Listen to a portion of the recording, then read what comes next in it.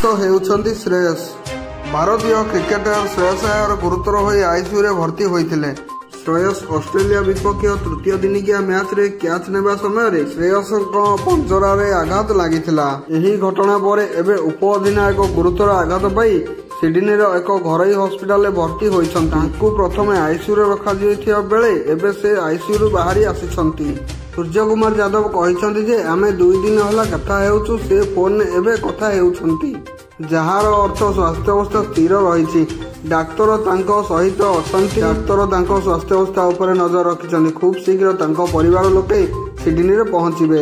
Sydney ODI ସମୟରେ Shreyas Iyer Australia wicket keeper Alex କେରୀଙ୍କ ଚମତ୍କାର catch ନେଇଥିଲେ। ବ୍ୟାକୱାର୍ଡ ପଏଣ୍ଟରୁ ପଛକୁ ଯାଇ କ୍ୟାଚ୍ ନେଇଥିଲେ, କିନ୍ତୁ କ୍ୟାଚ୍ ସମୟରେ ଶ୍ରେୟସ ତାଙ୍କର ଭାରସାମ୍ୟ ହରାଇଥିଲେ, ତଳେ ପଡ଼ିଯାଇଥିଲେ ଏବଂ ତାଙ୍କର ବାମ ପଞ୍ଜରା ଆଘାତ ଲାଗିଥିଲା। ଫିଲ୍ଡିଂ ପରେ ଯେତେବେଳେ ସେ ଡ୍ରେସିଂ ରୁମ୍କୁ ଫେରିଲେ ସେତେବେଳେ ତାଙ୍କର ଯନ୍ତ୍ରଣା ବଢ଼ିଥିଲା ଏବଂ ନିଶ୍ୱାସ ନେବାରେ କଷ୍ଟ ହେଉଥିଲା।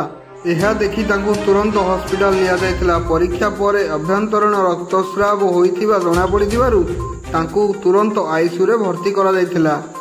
ଏବେ ଡାକ୍ତରଙ୍କ ତତ୍ତ୍ୱାବଧାନରେ ତାଙ୍କର ଚିକିତ୍ସା ଜାରି ରହିଛି। ସୁସ୍ଥ ହେବା ପରେ ସେ ଭାରତ ଫେରିବେ।